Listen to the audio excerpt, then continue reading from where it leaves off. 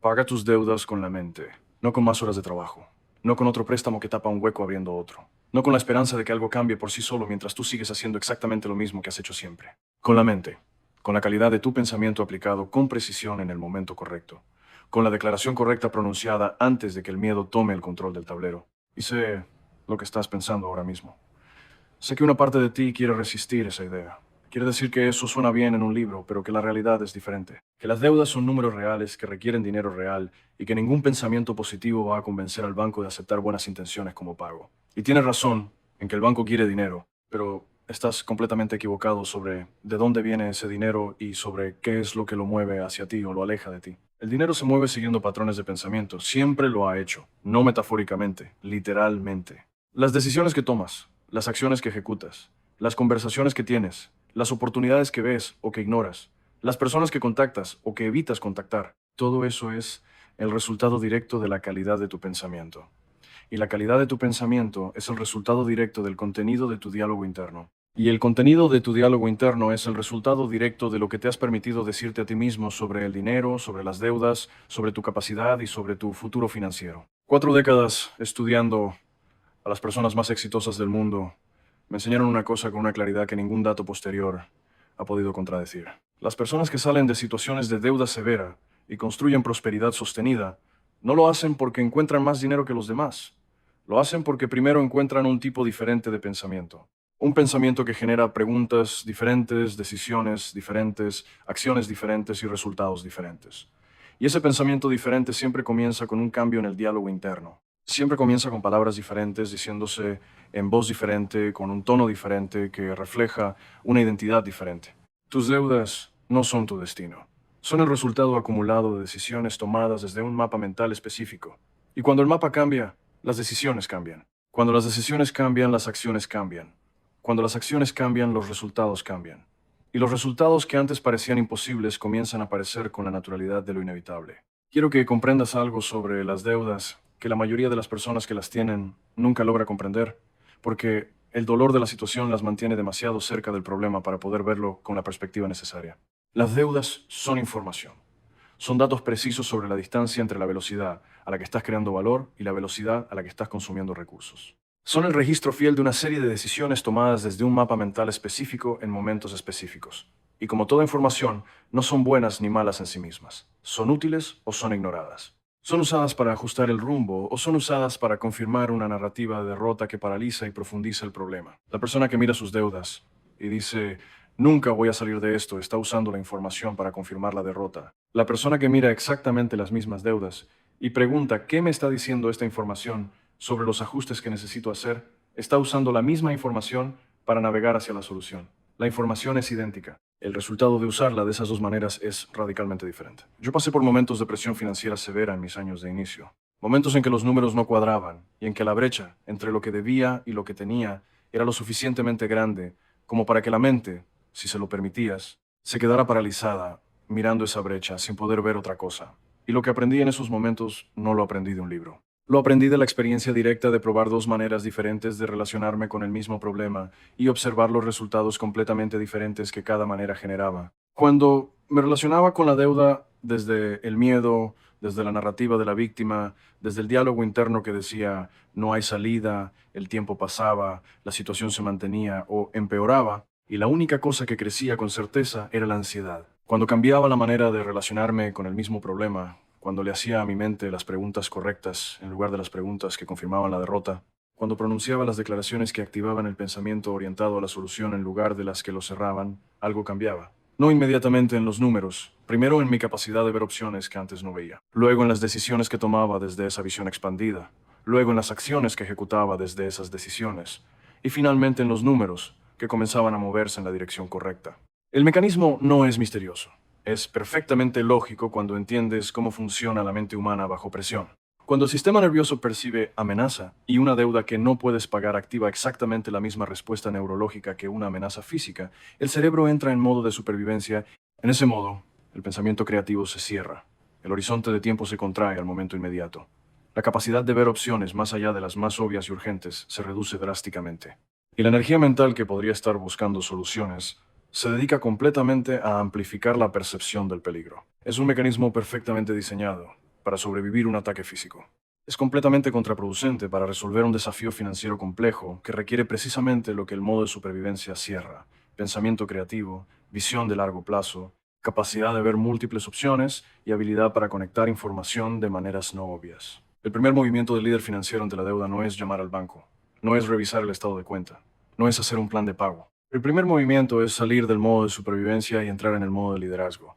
Y ese movimiento se hace con la mente, con la respiración, con las palabras que pronuncias en el momento en que la presión activa la alarma, con la declaración que le dice a tu sistema nervioso que hay un líder a cargo y que la amenaza percibida es un problema a resolver, no un peligro del que huir. Tengo la capacidad, la inteligencia y los recursos para resolver esto. Esa declaración no es magia, es la instrucción correcta enviada al sistema correcto en el momento correcto. Es la señal que le dice al cerebro que salga del modo de supervivencia y entre en el modo de resolución.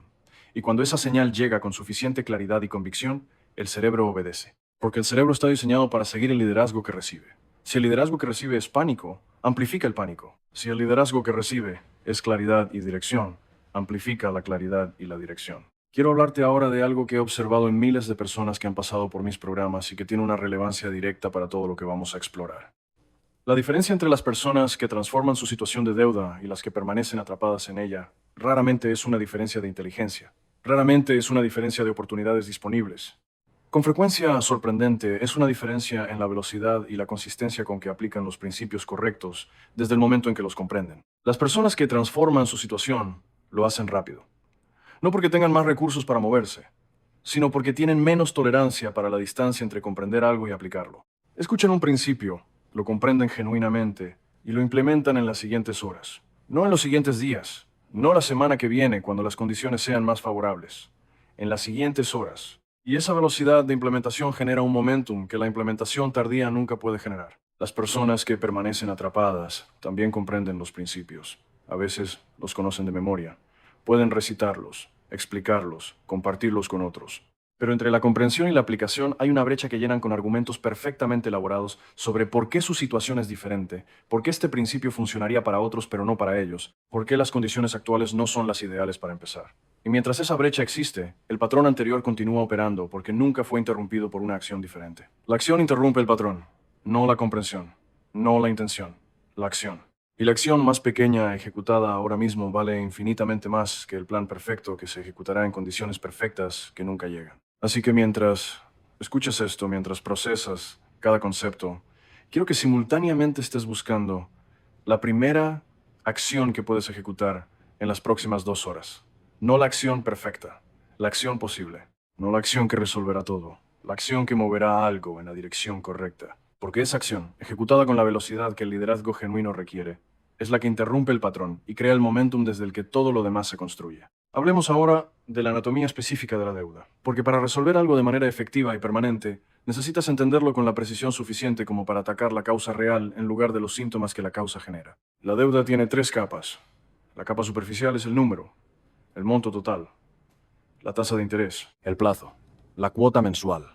Esa es la capa que la mayoría de las personas ve y en la que la mayoría de los consejos financieros se enfoca. Y es importante, pero no es donde vive el problema real. La segunda capa es el comportamiento, las decisiones específicas que generaron la deuda, los gastos que superaron los ingresos, las emergencias para las que no había preparación, las inversiones que no generaron el retorno esperado, las compras que satisfacían necesidades emocionales con recursos financieros. Esa segunda capa es más profunda que la primera y más importante, porque si solo atiendes la primera capa sin cambiar los comportamientos de la segunda, la deuda se paga pero se reconstituye porque los comportamientos que la generaron siguen activos. La tercera capa es la más profunda y la menos visible. Es el mapa mental que generó los comportamientos que generaron los números. Es el conjunto de creencias, expectativas, asociaciones y programas automáticos que determinan cómo te relacionas con el dinero, con el valor, con la escasez, con la abundancia, con el mérito, con el riesgo y con las posibilidades disponibles para ti. Es la capa donde vive el origen real del problema. Y es la única capa en la que trabajar genera resultados que son permanentes en lugar de temporales. La mayoría de los programas de manejo de deuda trabajan exclusivamente en la primera capa. Te dan un plan de pago, te enseñan a priorizar, te muestran las matemáticas de cómo eliminar las deudas en cierto orden para minimizar el costo total. Y todo eso es útil, es necesario. Pero no es suficiente si la tercera capa no cambia. Porque el mapa mental que generó los comportamientos que generaron los números sigue operando. Y eventualmente genera los mismos comportamientos que generan los mismos números. Lo que vamos a explorar hoy trabaja principalmente en la tercera capa, en el mapa mental, en el diálogo interno, en las creencias operativas, en los programas automáticos que determinan tu relación con el dinero a un nivel más profundo que cualquier decisión consciente que puedas tomar. Y cuando esa tercera capa cambia, la segunda capa cambia de manera natural y sostenida. Y cuando la segunda capa cambia, la primera capa cambia como consecuencia inevitable. Quiero explorar contigo algo que llamo el ciclo de la deuda mental. Porque entenderlo es fundamental para interrumpirlo de manera permanente, en lugar de interrumpirlo temporalmente y verlo reconstituirse con la regularidad de un patrón que nunca fue realmente resuelto. El ciclo comienza con una creencia. Una creencia sobre el dinero, sobre la escasez, sobre el merecimiento o sobre la posibilidad.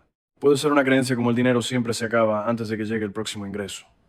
O como nunca tengo suficiente sin importar cuánto trabaje. O como las personas como yo no acumulan riqueza. O como el dinero es difícil de conseguir y fácil de perder. Estas creencias operan principalmente a nivel subconsciente.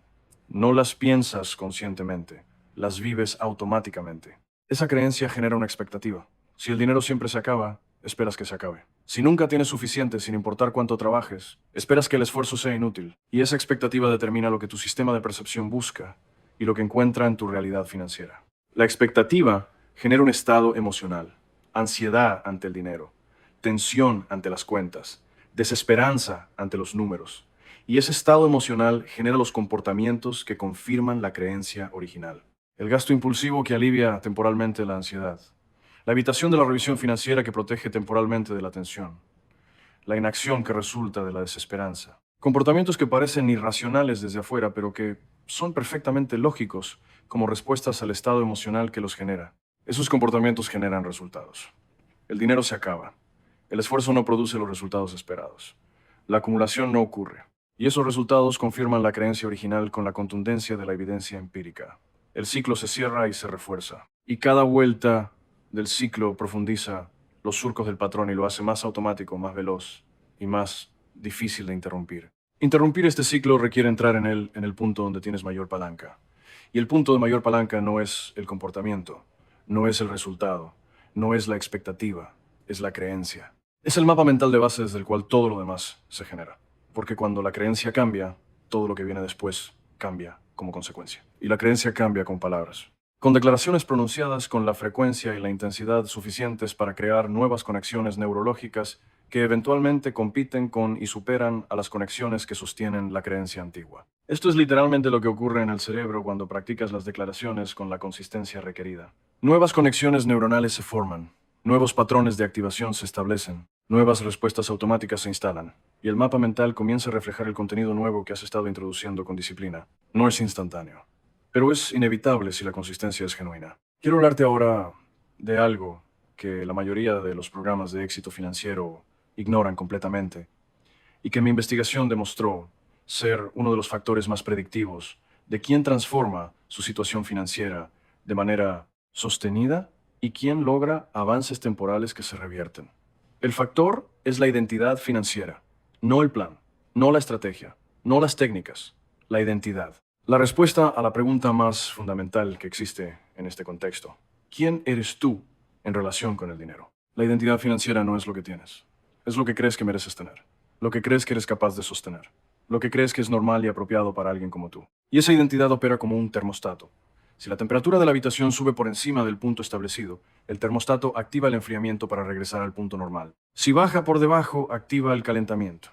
El termostato no juzga si el punto establecido es bueno o malo para la habitación, simplemente lo mantiene. Tu identidad financiera funciona exactamente igual. Si tu nivel de prosperidad sube por encima de lo que tu identidad define como tu normal, el sistema activa mecanismos para regresar al nivel conocido. Si baja por debajo, el sistema activa mecanismos para recuperar el nivel conocido. El problema no es el mecanismo es extraordinario. El problema es el punto de referencia que el mecanismo está protegiendo. Si ese punto de referencia está establecido en escasez, el mecanismo más sofisticado del mundo trabaja con brillante eficiencia para mantener la escasez. He visto esto reproducirse con una regularidad que me sorprendió inicialmente y que dejó de sorprenderme cuando comprendí el mecanismo. Personas con deudas significativas que reciben un ingreso inesperado, sustancial, una herencia, una compensación, un premio, y que en un periodo de tiempo sorprendentemente corto regresan exactamente al nivel de deuda anterior, a veces incluso a un nivel mayor. Desde afuera parece incomprensible. Desde adentro del mecanismo de la identidad financiera es perfectamente predecible. El termostato financiero no fue ajustado. El punto de referencia de prosperidad no cambió, solo cambió temporalmente el nivel. Y el mecanismo fiel a su diseño trabajó para regresar al punto de referencia conocido. La solución no es recibir más dinero. La solución es ajustar el termostato, cambiar el punto de referencia. Establecer un nuevo nivel de prosperidad como el normal que el mecanismo protegerá. Y eso se hace con la mente, con las declaraciones que redefinen lo que es normal para ti, con los comportamientos que confirman la nueva identidad, con la consistencia que le da tiempo al sistema de instalar el nuevo punto de referencia como el estándar a proteger.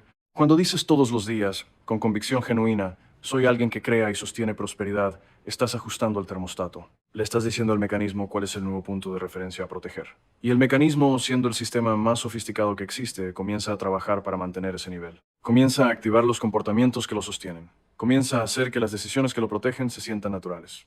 Comienza a generar la incomodidad cuando caes por debajo de él que te motiva a recuperarlo. Exactamente lo mismo que hacía antes, pero ahora en la dirección de la prosperidad en lugar de la dirección de la escasez. Quiero explorar ahora el concepto que llamo la economía del lenguaje. Porque cada palabra que usas para describir tu situación financiera tiene un costo o un beneficio que va mucho más allá de la comunicación. Tiene un impacto directo y medible en la calidad de tu pensamiento, en el estado emocional que genera ese pensamiento y en los comportamientos que surgen de ese estado. El lenguaje no es solo descripción, es construcción. Cuando describes tu situación con ciertas palabras, no estás solamente reportando lo que existe. Estás construyendo activamente la realidad que luego percibes y desde la que actúas. El lenguaje que usas determina qué parte de la realidad percibes, cómo la interpretas y qué opciones consideras disponibles. Estoy hundido en deudas y tengo compromisos financieros que estoy abordando activamente. Son descripciones de la misma situación objetiva.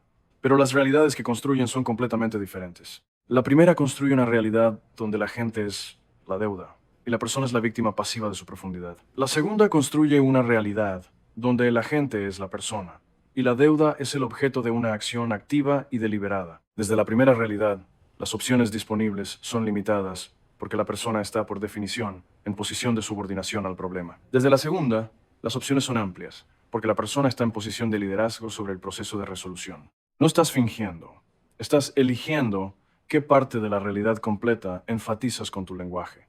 Y lo que enfatizas crece. Lo que crece determina tu experiencia, y tu experiencia determina tus acciones. Y tus acciones determinan tus resultados. He compilado a lo largo de décadas de investigación un mapa de las sustituciones del lenguaje que tienen el mayor impacto en la transformación financiera. No como ejercicio intelectual, como práctica diaria aplicada con la seriedad con que un atleta aplica su protocolo de entrenamiento, donde dices estoy ahogado en deudas, dices estoy navegando hacia la libertad financiera con cada decisión que tomo. Donde dices nunca voy a salir de esto, dices cada acción que tomo hoy me acerca más a donde quiero estar. Donde dices no tengo suficiente, dices estoy creando más valor para tener más recursos. Donde dices el dinero siempre se me escapa, dices estoy desarrollando la capacidad de crear y sostener prosperidad. Donde dices no sé cómo voy a pagar esto. Dices, estoy encontrando la manera de resolver esto con los recursos que tengo disponibles. Estas sustituciones no son cosméticas. Son rearquitectura del mapa mental a través del único medio que tiene acceso directo a él, el lenguaje. Tu cerebro recibe estas palabras y construye la realidad correspondiente. Y la realidad que construye es la que luego percibes, en la que actúas, y que con el tiempo confirmas con los resultados que generas. Quiero hablarte ahora de algo que he observado que separa de manera radical a las personas que logran transformaciones financieras permanentes de las que logran avances temporales. No es la inteligencia, no es el nivel educativo, no es la situación de partida, es la relación con el fracaso, la manera específica en que interpretan y utilizan los momentos en que los resultados no son los esperados. Las personas con mentalidad de escasez interpretan cada revés financiero como confirmación de la narrativa que ya tenían, como evidencia de que tenían razón en no creer que podían salir. Como justificación para la parálisis. Cada vez que un plan no funciona exactamente como esperaban, cada vez que una acción no genera el resultado anticipado, cada vez que el proceso tarda más de lo que proyectaron, utilizan ese dato como evidencia de la derrota en lugar de como información para el ajuste. Las personas con mentalidad de prosperidad interpretan exactamente los mismos reveses de manera radicalmente diferente. Los ven como datos, como información de alta calidad sobre qué no funciona en este contexto específico, con estos recursos específicos, en este momento específico. Y esa información les permite ajustar, no rendirse, ajustar, intentar de manera diferente. Buscar el ángulo que el primer intento no consideró, explorar la opción que el fracaso del primer camino reveló como necesaria. Edison no fracasó 10.000 veces en el intento de crear la bombilla. Encontró 10.000 maneras que no funcionaban, y cada manera que no funcionaba era información que lo acercaba a la que sí funcionaría. La diferencia entre esta manera de relacionarse con el fracaso y la anterior no es optimismo naive, es metodología. Es el reconocimiento de que el proceso de resolución de cualquier problema complejo incluye invariablemente un periodo de iteración, donde los ajustes basados en la información de lo que no funcionó son exactamente lo que genera el avance hacia lo que sí funciona. En el contexto de la deuda, esto significa que cuando un plan de pago no funciona exactamente como lo proyectaste, eso no es confirmación de que la situación es irresoluble. Es información sobre qué ajuste necesitas hacer. Cuando una negociación con un acreedor no sale como esperabas, eso no es confirmación de que no tienes poder en la situación. Es información sobre qué argumento diferente o qué momento diferente o qué interlocutor diferente podrías explorar. Cuando un ingreso adicional que esperabas no se materializa en el plazo proyectado, eso no es confirmación de que el universo está en tu contra. Es información sobre la velocidad real del proceso y sobre qué otro recurso podrías estar explorando simultáneamente. Los ajustes basados en datos son la herramienta más poderosa del líder financiero, y para usarla necesitas estar en el estado mental que los permite ver como ajustes en lugar de verlos como derrotas. Y ese estado mental comienza con las palabras que usas para interpretar cada resultado, con el lenguaje que aplicas a cada momento de la trayectoria, con el diálogo interno que determina si el dato que recibes cierra o abre el pensamiento. Quiero explorar ahora la relación entre la velocidad de creación de valor y la resolución de la deuda, porque esta es la conexión que la mayoría de los abordajes de la deuda ignoran completamente, y que cuando se entiende y se aplica tiene el mayor impacto en el tiempo real de resolución. La mayoría de los planes de pago de deuda se enfocan exclusivamente en el lado del gasto, en reducir lo que sale, en ajustar, en recortar, en optimizar la distribución de los recursos disponibles. Y todo eso es necesario y útil. Pero es solo la mitad de la ecuación. La mitad, que por sí sola, tiene un límite matemático muy claro. No puedes reducir el gasto por debajo de cero. Y en muchos casos, no puedes reducirlo lo suficiente para generar el flujo que la deuda requiere sin comprometer la calidad de vida de una manera que hace el proceso insostenible. La otra mitad de la ecuación, la que tiene un límite teóricamente infinito, es el lado del ingreso, la velocidad a la que creas valor que el mercado está dispuesto a remunerar. Y esta es la mitad que depende directamente de la calidad de tu pensamiento, de la claridad con que identificas qué problemas puedes resolver, para quién, de qué manera y a qué precio. De la creatividad con que desarrollas nuevas capacidades o nuevas aplicaciones de capacidades existentes.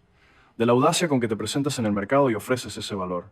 He observado transformaciones financieras que matemáticamente no deberían haber ocurrido en el plazo en que ocurrieron si solo se consideraba el lado del gasto. Personas con deudas que en términos puramente matemáticos de reducción de gasto habrían tardado 7 u 8 años en resolver, que las resolvieron en 18 meses o en 2 años. No porque encontraron un atajo matemático, sino porque simultáneamente, con la gestión del gasto, trabajaron intensamente en el lado de la creación de valor.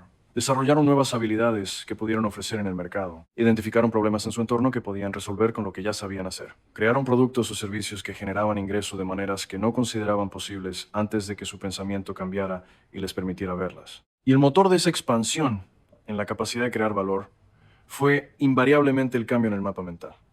El cambio en las preguntas que se hacían. El cambio en las declaraciones que pronunciaban sobre su capacidad y sus posibilidades.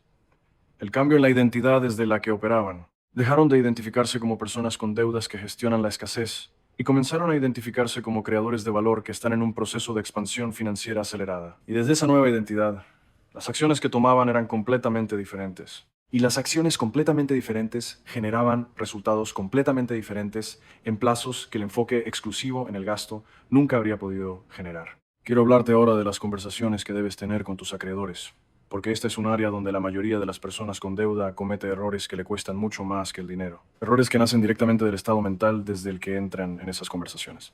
Cuando entras en una conversación con un acreedor desde el estado de la víctima, desde el miedo, desde la vergüenza, desde la desesperanza, esas emociones determinan todo en la conversación.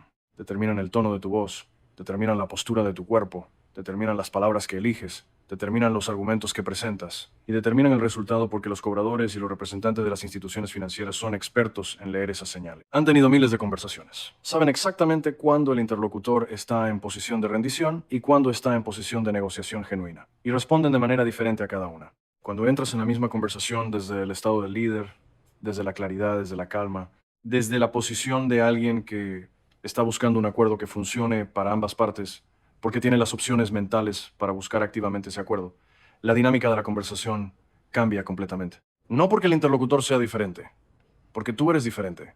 Y esa diferencia en ti cambia todo en la interacción.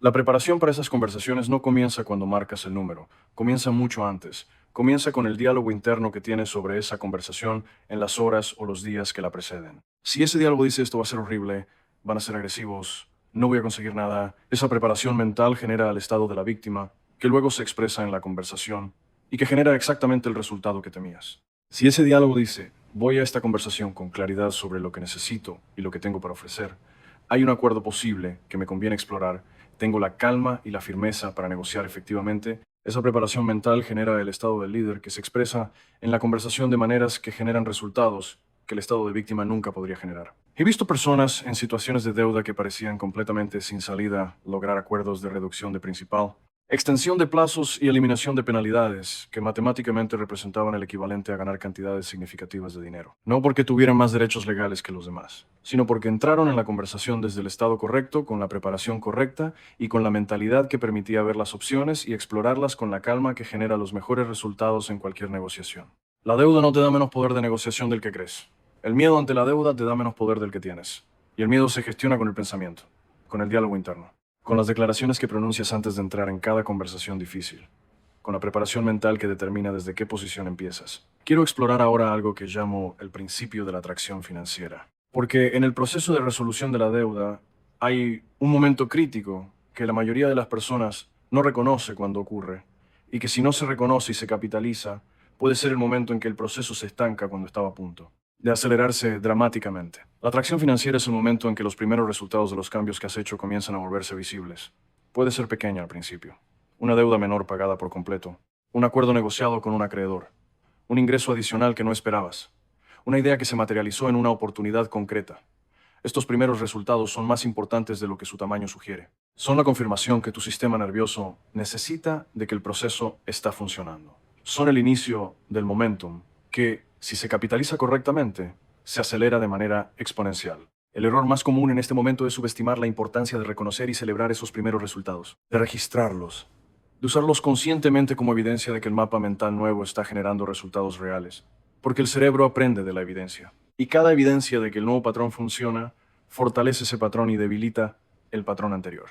Cada resultado positivo, por pequeño que sea, es datos que el cerebro registra en el mapa de lo que es posible para ti. Las personas que capitalizan la atracción inicial la usan explícitamente en su diálogo interno. Dicen, esto funcionó, esto es evidencia de que soy capaz, esto confirma que el proceso genera resultados. Y esas declaraciones refuerzan el patrón nuevo con la contundencia de la experiencia directa, que es el tipo de refuerzo más poderoso que existe para la instalación de nuevas creencias. Las personas que no capitalizan la atracción inicial la minimizan. Dicen, fue solo suerte, fue pequeño, no es suficiente para marcar una diferencia real. Y esas declaraciones contradicen el patrón nuevo, justo cuando más necesita ser reforzado. Es como plantar una semilla y luego pisarla, justo cuando está comenzando a brotar.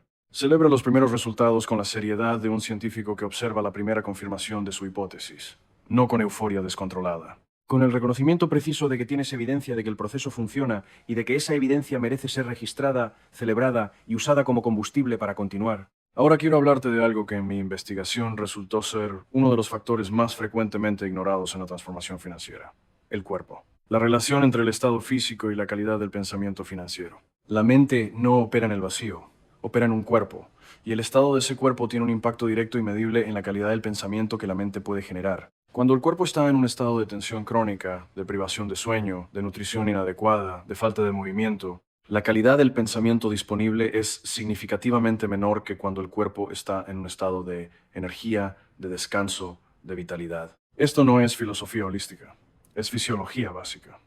El cerebro consume alrededor del 20% de la energía del cuerpo, a pesar de representar solo el 2% de su masa. Es el órgano más energéticamente demandante del sistema.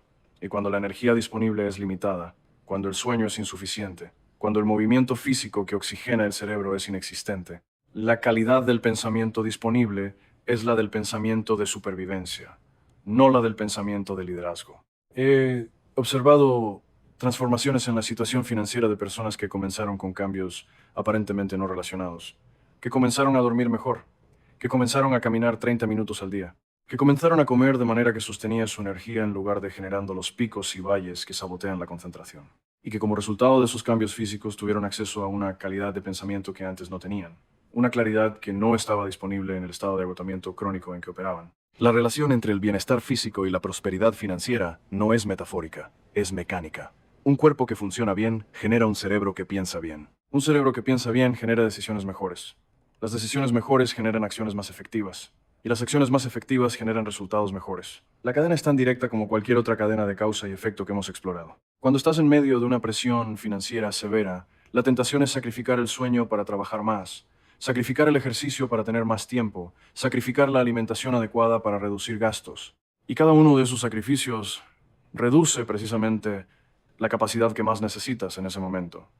La capacidad de pensar con claridad bajo presión. Es exactamente el momento equivocado para comprometer la calidad del pensamiento disponible. Quiero hablarte ahora de la diferencia entre lo urgente y lo importante en el contexto específico de la deuda. Porque esta distinción que Eisenhower identificó y que se ha popularizado en la literatura del manejo del tiempo, tiene una aplicación en el campo financiero que pocas personas consideran y que cuando se aplica tiene un impacto transformador. Lo urgente en el contexto de la deuda es siempre el número inmediato. La cuota de esta semana, la amenaza del cobrador de esta mañana, el vencimiento de este mes. Y lo urgente grita. Demanda atención inmediata. Genera la presión que sientes en el pecho cuando abres el correo electrónico o cuando suena el teléfono con un número desconocido. Y porque grita, porque genera esa presión física, termina consumiendo la totalidad de la atención mental disponible. La atención que podría estar en lo importante, pero que el ruido de lo urgente mantiene secuestrada. Lo importante en el contexto de la deuda rara vez grita. Se mantiene silencioso esperando que le hagas espacio. Pero es lo que determina si la situación cambia de manera permanente o si permanece en el ciclo de urgencia constante. Lo importante es el cambio en el mapa mental. Es el desarrollo de la habilidad nueva que expande la capacidad de crear valor. Es la negociación estratégica que modifica las condiciones de la deuda en lugar de simplemente cumplir con las condiciones actuales con mayor o menor dificultad. Es la construcción del sistema de ingresos que genera flujo sostenible en lugar de los ingresos de emergencia que apenas tapan el agujero del momento. El líder financiero desarrolla la disciplina de hacer espacio para lo importante a pesar del ruido de lo urgente. No ignorando lo urgente, atendiendo lo urgente con la velocidad y la eficiencia necesaria para liberarse de él lo antes posible y luego usando el espacio recuperado para trabajar en lo importante. Porque lo importante es lo único que eventualmente elimina lo urgente de manera permanente. La manera más práctica de implementar esta distinción es la que ya hemos discutido. El protocolo de la acción inmediata con tiempo delimitado para lo urgente, seguido por tiempo protegido para lo importante. Cuando llega lo urgente, le das el tiempo mínimo necesario para abordarlo efectivamente, no más. Y cuando ese tiempo termina, regresas a lo importante con la misma disciplina con que un cirujano regresa al campo operatorio después de una interrupción. Quiero explorar ahora el papel específico del descanso en la resolución de la deuda, porque hay una relación entre los periodos de descanso intencional y la calidad de las ideas que emergen durante y después de esos periodos, que va mucho más allá de la recuperación física. El cerebro tiene dos modos principales de operación que son igualmente importantes y que la mayoría de las personas en situación de presión financiera utiliza de manera muy desequilibrada. El modo de tarea es el modo activo, el pensamiento dirigido, el análisis deliberado, la resolución sistemática de problemas. Es el modo que la presión financiera activa de manera constante porque siempre hay algo urgente que atender, algo que calcular, algo que planificar. El modo de descanso, que los neurocientíficos llaman la red de modo predeterminado, es el modo en que el cerebro opera cuando no está dirigido hacia una tarea específica. Cuando caminas sin propósito particular, cuando te duchas, cuando descansas sin dormir, cuando haces una actividad física repetitiva. En este modo, el cerebro hace algo extraordinariamente valioso que el modo de tarea no puede hacer. Conecta información de diferentes dominios de manera no lineal. Genera las conexiones entre puntos aparentemente no relacionados que producen las ideas que resuelven los problemas que el pensamiento dirigido no puede resolver. Las mejores ideas en la historia del pensamiento humano, las soluciones a problemas que habían resistido el análisis directo durante semanas o meses, frecuentemente emergieron durante periodos de descanso. No porque el cerebro dejó de trabajar, sino porque en el modo de descanso, el cerebro accede a conexiones que el modo de tarea no puede ver. Cuando estás en situación de presión financiera severa y eliminas completamente los periodos de descanso porque sientes que no puedes permitirte no estar en modo de resolución activa, estás cortando el acceso a exactamente el tipo de pensamiento que podría generar la idea, que cambia la situación. Estás forzando al cerebro a trabajar exclusivamente en el modo que produce soluciones incrementales y cortando el acceso al modo que produce las soluciones no lineales, que parecen venir de la nada, pero que en realidad son el producto del SEI, trabajo profundo del cerebro en su modo de descanso. El descanso intencional no es lujo, es inversión en la calidad del pensamiento disponible. Es la práctica que le da al cerebro el espacio para hacer el trabajo que el modo de tarea no puede hacer. Y las ideas que emergen de ese espacio son frecuentemente las que más cambian la situación. Ahora quiero hablar sobre algo que muy pocas personas consideran en el contexto de la deuda y que tiene un impacto enorme cuando se comprende y se implementa correctamente. La relación entre la gratitud específica y la velocidad de la recuperación financiera. La gratitud que propongo no es la gratitud genérica de los afiches motivacionales.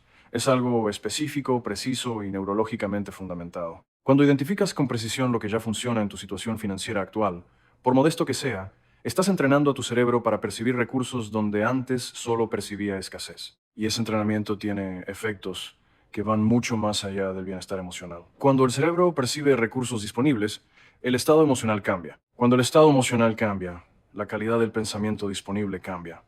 Cuando la calidad del pensamiento disponible cambia, las decisiones que tomas cambian. Cuando las decisiones cambian, las acciones cambian. Cuando las acciones cambian, los resultados cambian. La práctica específica que recomiendo es esta.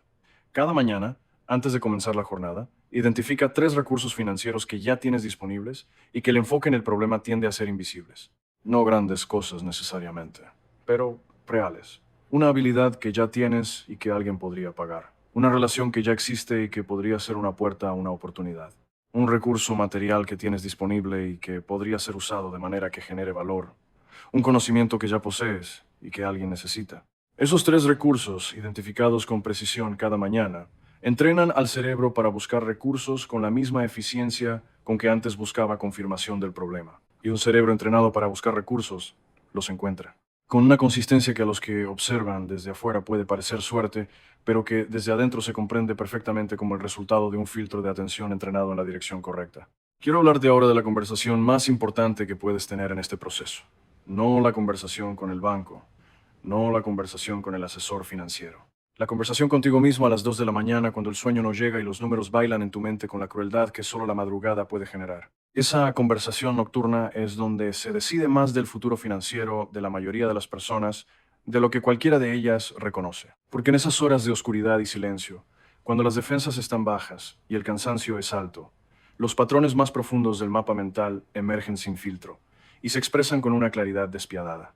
Los miedos más fundamentales, las creencias más arraigadas sobre el merecimiento y la posibilidad, las narrativas más antiguas sobre lo que es posible para alguien como tú. Y si en esas horas esa conversación se desarrolla sin liderazgo, si el miedo toma el control del diálogo y lo lleva a los lugares más oscuros, el daño que se hace al mapa mental en esas pocas horas puede requerir días de trabajo consciente para reparar, porque lo que se instala en el estado entre la vigilia y el sueño tiene un acceso privilegiado al subconsciente que el pensamiento consciente del día no tiene. La preparación para esa conversación comienza antes de dormir, con las declaraciones de cierre del día que plantan en el subconsciente las semillas que quieres que germinen durante el sueño, con el reconocimiento de los avances del día, por pequeños que sean, con la afirmación de la dirección que has elegido, con la confianza declarada explícitamente de que el proceso está funcionando aunque los resultados visibles sean todavía modestos. Y si a pesar de esa preparación la conversación nocturna se vuelve difícil, si los pensamientos de miedo emergen con fuerza en las horas pequeñas, la respuesta no es luchar contra ellos. La lucha amplifica. La respuesta es observarlos con la distancia del líder que sabe que esos pensamientos son el patrón antiguo intentando recuperar territorio, reconocerlos sin darles autoridad y redirigir gentilmente hacia las declaraciones que afirman la dirección elegida. No con fuerza, con la suavidad firme de quien sabe a dónde va y simplemente vuelve al camino cuando se desvía. Quiero explorar ahora algo que llamo el principio de la deuda como maestro, porque hay una manera de relacionarse con el proceso de salida de la deuda que extrae de él algo mucho más valioso que simplemente la eliminación de los números negativos, que extrae la transformación de la persona que los lleva. Toda situación de deuda significativa, cuando se atraviesa con la conciencia del líder en lugar de con la inconsciencia de la víctima, enseña algo que ningún curso, ningún libro, ningún seminario puede enseñar con la misma profundidad. Enseña la relación real entre el valor que creas y el recurso que recibes. Enseña la diferencia entre el gasto que invierte y el gasto que consume. Enseña la capacidad de negociar desde la claridad en condiciones de presión. Enseña la resiliencia del pensamiento que puede mantenerse orientado hacia la solución cuando las circunstancias empujan hacia la parálisis. Enseña la paciencia del estratega que puede sostener el proceso correcto sin garantías inmediatas de resultado. Estas son las habilidades de los grandes líderes financieros. No nacen en los seminarios, nacen en los momentos de mayor presión, cuando la opción de rendirse está disponible y se elige continuar. Cuando la opción del pensamiento de víctima está disponible y se elige el pensamiento de liderazgo. cuando la opción del silencio ante la cuenta está disponible y se elige la declaración de capacidad. El proceso de salida de la deuda, vivido con la conciencia correcta, te convierte en alguien con una relación con el dinero más sofisticada, más resiliente y más efectiva que la que tenía antes de la deuda. No a pesar del proceso, a través del proceso. Porque el proceso te entrenó en condiciones reales, con consecuencias reales, de maneras que ninguna práctica simulada puede replicar. Esa perspectiva no minimiza el dolor de la situación, no niega la dificultad real de los momentos difíciles, pero le da a esa dificultad un significado que la transforma de sufrimiento sin sentido en entrenamiento con propósito.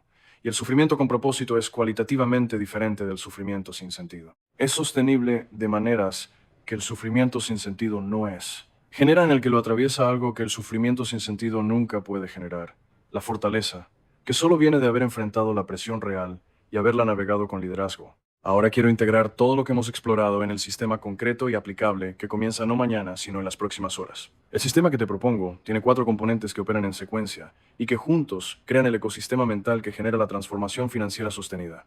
El primer componente es la declaración matutina. Cada mañana antes de cualquier otra actividad, en los primeros minutos del día, antes de que el mundo exterior haya tenido la oportunidad de establecer el tono, pronuncias en voz audible y con convicción genuina: tengo la capacidad, la inteligencia y los recursos para resolver cualquier desafío financiero que enfrente hoy.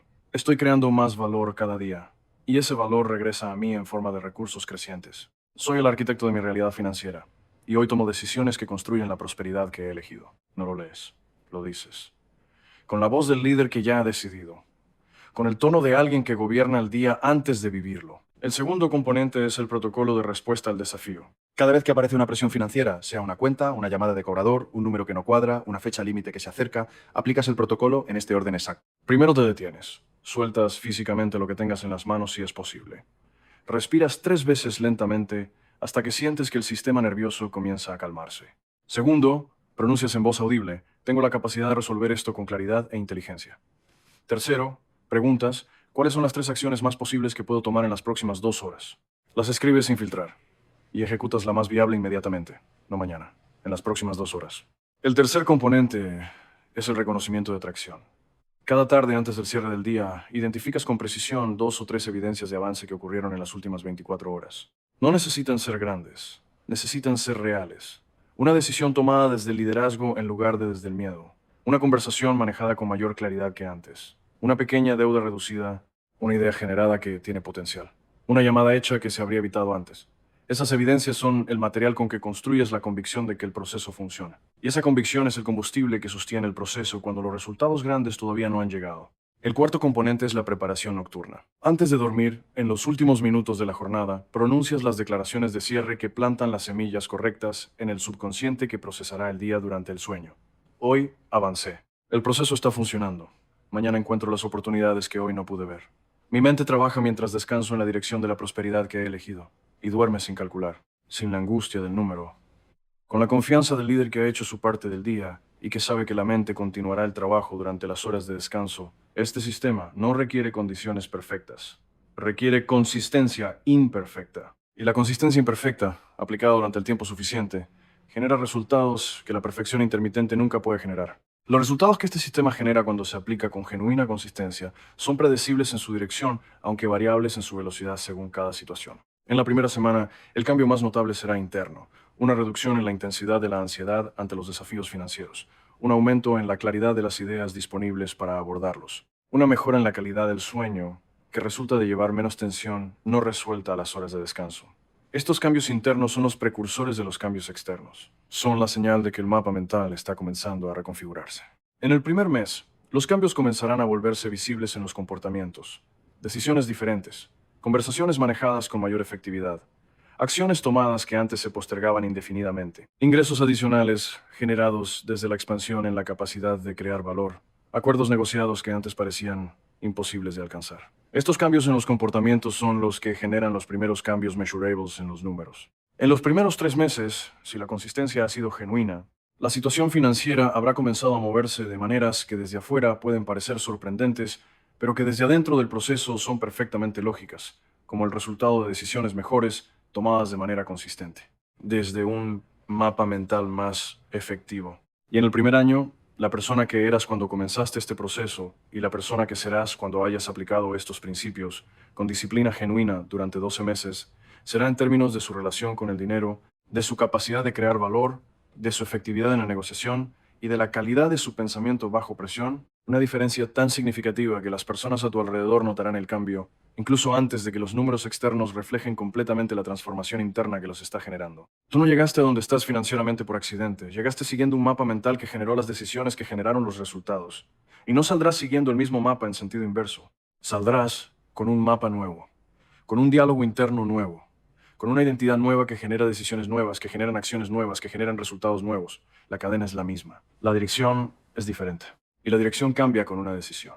Una decisión pronunciada en voz alta con la convicción de quien ya ha elegido. Con la claridad de quien sabe exactamente hacia dónde va, aunque no sepa todavía exactamente por qué caminos específicos llegará. Con la autoridad de quien ha asumido el liderazgo de su propia realidad financiera y que desde ese liderazgo mueve lo que antes parecía inamovible. Paga tus deudas con la mente. No porque el pensamiento reemplace al dinero, sino porque el pensamiento correcto genera las decisiones que generan, las acciones que generan, el dinero que paga las deudas. Y el pensamiento correcto comienza con las palabras correctas pronunciadas, con la voz correcta en el momento correcto. Ese momento es siempre ahora, no mañana cuando las condiciones sean mejores, no la semana que viene cuando hayas procesado todo esto completamente. Ahora, con la voz que tienes, con la claridad que has ganado en este tiempo que hemos compartido, con la decisión que ya has tomado aunque todavía no la hayas pronunciado. Pronuncia esta frase ahora mismo, en voz alta, con la convicción de quien ha decidido. Tengo la capacidad, la inteligencia y los recursos para pagar mis deudas y construir la prosperidad que he elegido. La mente que lo dice es la misma mente que encontrará el camino. La voz que lo pronuncia es la misma voz que moverá lo que necesita ser movido. Y el líder que emerge de esta declaración es el mismo que estaba esperando que le dieras la palabra. Dale la palabra. Ahora.